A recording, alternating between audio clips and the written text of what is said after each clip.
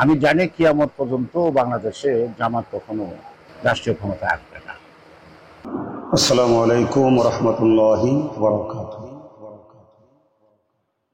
প্রিয় দর্শকবৃন্দ, আজকে বিএনপির এক নেতা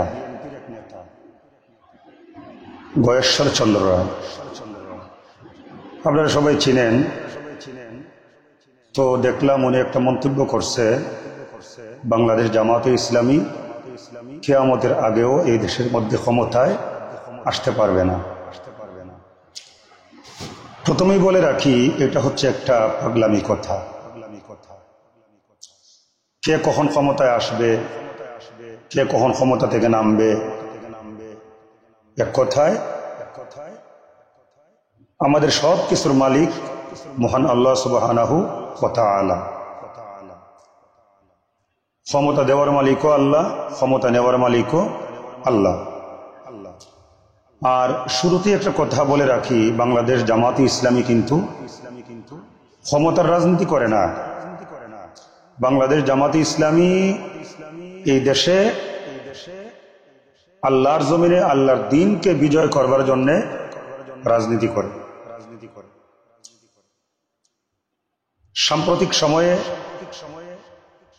বাংলাদেশ জামাতে ইসলামীর উপরে সারা দেশের মানুষ যেইভাবে আস্থা পোষণ করে চলেছে, বাংলাদেশ জামাতে ইসলামীকে যেইভাবে বিশ্বাস করতেছে, এক কথায় বাংলাদেশ জামাতে ইসলামীর উপরে এই যে একটা গণজোয়ার সৃষ্টি হয়েছে, এইগুলা দেখে আমাদের দেশের বর্তমান সময়ের একটি বড় রাজনৈতিক দল বিএনপি, তাদের মাথা নষ্ট হয়ে গেছে। তাদের এখন একটাই চিন্তা, চেতনা, ভাবনা, কিভাবে বাংলাদেশ জামাতে ইসলামীকে ঘায়েল করা যায়। কারণ যদি জামাতে ইসলামীকে ঘায়েল করতে পারে, বিএনপির রাস্তা একেবারে ক্লিয়ার। এখন কথা হচ্ছে, এই দেশের মধ্যে অতীতে বিএনপিও ক্ষমতায় ছিল, আওয়ামী লীগ ক্ষমতায় ছিল, বাংলাদেশের মানুষ তো এদের সবাইকে চিনে। আর দেখেন, গত বছর 2024 সালের জুলাই এবং আগস্টে আমরা ছাত্র জনতা, এক কথায় আমরা সবাই মিলে যে বিপ্লব করেছিলাম, আন্দোলন করেছিলাম, আমাদের লক্ষ্য উদ্দেশ্য ছিল একটাই, বাংলাদেশকে ফ্যাসিবাদ মুক্ত করতে হবে। এই দেশের মধ্যে আর কোনো ফ্যাসিস্ট বা ফ্যাসিস্টের দোসর থাকতে পারবে না।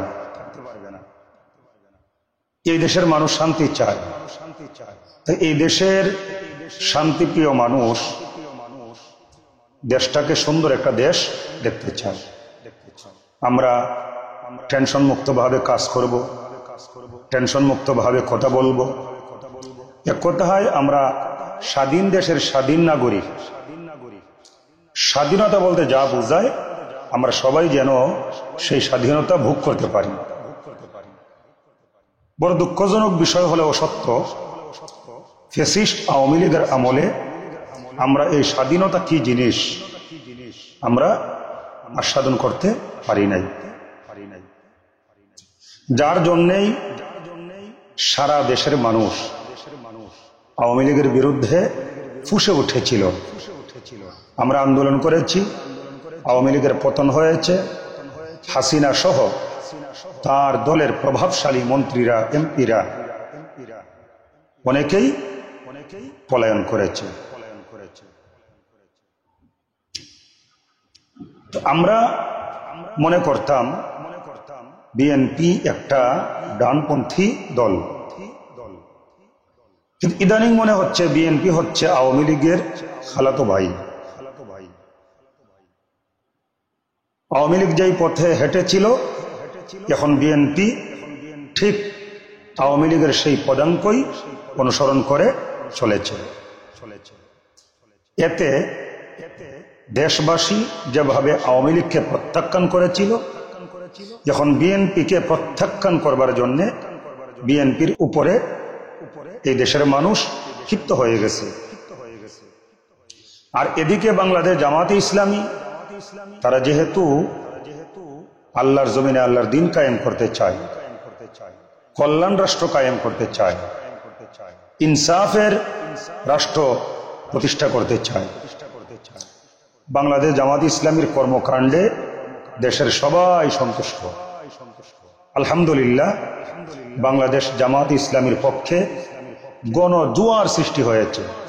এই যে গতকালকে দেখছেন না, ঐতিহাসিক সোহরাওয়ার্দী উদ্যানে বাংলাদেশ জামাত ইসলামী যে বিশাল জাতীয় সমাবেশের আয়োজন করেছিল, কি পরিমাণ লোকজন এই জাতীয় সমাবেশে অংশগ্রহণ করেছেন, আমি আর কি বলবো, আপনারা সবাই তো দেখছেন। এক ঐতিহাসিক সমাবেশ, বাংলাদেশের ইতিহাসে এইরকম বিশাল জাতীয় সমাবেশ আর হয় নাই, আমার জীবনে আমি দেখি নাই।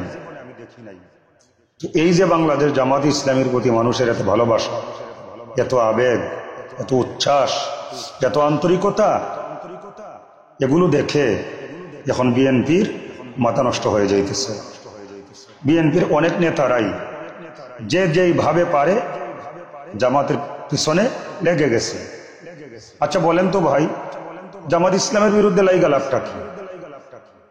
ক্ষমতা দেওয়ার মালিকও আল্লাহ, ক্ষমতা নেওয়ার মালিকও আল্লাহ। হাসিনা তো যে প্ল্যান করেছিল, সে আজীবন এই দেশের মধ্যে ক্ষমতায় থাকবে এইরকম ভেবে বসেছিল। দেশটাকে তার বাপদাদার সম্পত্তি বানিয়ে ফেলেছিল। কই, হাসিনার এই স্বপ্ন তো দুঃস্বপ্নে রূপান্তরিত হয়েছে। হাসিনার এই স্বপ্নকে দুঃস্বপ্ন কে বানিয়েছিলেন? আল্লাহ সুবহানাহু ওয়া তাআলা। সকল চাবিকাঠি তো আল্লাহর হাতে। এখন এই যে বিএনপির বাইরা যখন যা মনে চায় তাই বলতেছে, দেখলাম আজকে গয়েশ্বর চন্দ্র রায় তিনি বলতেছে কিয়ামতের আগেও জামাতে ইসলামী বাংলাদেশের ক্ষমতায় নাকি আসবে না। আচ্ছা বলেন তো, এটা কি কোনো সুস্থ মস্তিষ্কের অধিকারী ব্যক্তির কথা হতে পারে? মোটেই না। আমরা বিশ্বাস করি ক্ষমতা দেওয়ার মালিকও আল্লাহ, ক্ষমতা নেওয়ার মালিকও আল্লাহ। আল্লাহ যদি সিদ্ধান্ত নিয়ে থাকেন এই দেশের মধ্যে বাংলাদেশ জামাত ইসলামী ক্ষমতায় আসবে, তারা দিন বিজয় করবে, তো বাবু গয়েশ্বর চন্দ্র রায়কে কি বলল আর আরেকজন কি বলল, এগুলা কোনো বিষয় না। তো আমার গয়েশ্বর চন্দ্র রায়ের এই মন্তব্যটা দেখে আমার শুধু হাসি উঠেছে। মনে মনে ভাবলাম তারা অতীত থেকে শিক্ষা নিতে পারে নাই। আমরা যেমন দেখেছি হাসিনার পতন, গয়েশ্বর চন্দ্র তিনিও দেখেছেন হাসিনার পতন। আজকে বড় বড় কথা বলতেছেন, কিন্তু ওনারা হাসিনার আমলে কোথায় ছিলেন? মাঝে মধ্যে ইঁদুরের গর্তে লুকিয়ে ভিডিও বার্তা দিয়েছিল। উপেন রাজনীতি করার দুঃসাহস ছিল না, আর এখন তারা বড় বড় কথা বলে। যাই হোক, আমি যে কথা শুরুতে বলেছি, মাঝেও বলেছি, এখনো বলি, ক্ষমতা দেওয়ার মালিক আল্লাহ, নেওয়ার মালিক আল্লাহ। কুরআনুল কারীমে আল্লাহ পাক আয়াত নাজিল করে আমাদেরকে জানিয়ে দিয়েছেন, কুলিল্লাহুম্মা মালিকাল মুলকি তুতিল মুলকা মান তাশা ওয়া তানজিউল মুলকা মিম্মান তাশা ওয়া তুইজ্জু মান তাশা ওয়া তুযিল্লু মান তাশা বিয়াদিকাল খায়র ইন্নাকা আলা কুল্লি শাইইন কাদির। আল্লাহ বলেন, হে নবী আপনি বলুন, আমি আল্লাহ হচ্ছি ক্ষমতা দেওয়ার মালিক, আবার আমি আল্লাহ হচ্ছি ক্ষমতা নেওয়ার মালিক। আমি আল্লাহ ইজ্জত দেওয়ার মালিক, আমি আল্লাহ বেইজ্জতি করার মালিক। সমস্ত কল্যাণ আল্লাহর হাতে, সর্বময় ক্ষমতার অধিকারী আল্লাহ সুবহানাহু ওয়া তাআলা। আমি শুধু এই কথাই বলবো, আল্লাহ সুবহানাহু ওয়া তাআলা যদি সিদ্ধান্ত নিয়ে থাকেন বাংলাদেশ জামাতে ইসলামী এই দেশের রাষ্ট্র ক্ষমতায় আসবে, তাহলে অবশ্যই আমরা বিশ্বাস করি মহান আল্লাহ সুবহানাহু ওয়া তাআলার সিদ্ধান্ত বাস্তবায়ন হবেই। গয়েশ্বর চন্দ্র রায় কি বলল আর কোন পাগল কি বলল এতে কিচ্ছু আসে যায় না, আল্লাহর সিদ্ধান্তই চূড়ান্ত সিদ্ধান্ত। সম্মানিত ভাইরা, আসুন আমরা আল্লাহর বিধান মেনে চলি, কোরআন সুন্নাহকে ফলো করি এবং আল্লাহর উপরে ভরসা করে চলি। আমরা আল্লাহর জমিনে আল্লাহর দ্বীনকে বিজয়ী করবার জন্য বাংলাদেশ জামাত ইসলামীর সাথে সম্পৃক্ত থেকে সর্বাত্মক প্রচেষ্টা চালাই। আল্লাহ সুবহানাহু ওয়া তাআলা আমাদেরকে ইকামাতে দ্বীনের সক্রিয় কর্মী হওয়ার তৌফিক দান করেন। আল্লাহুম্মা আমিন। ওয়াসসালামু আলাইকুম ওয়া রাহমাতুল্লাহি ওয়া বারাকাতুহু।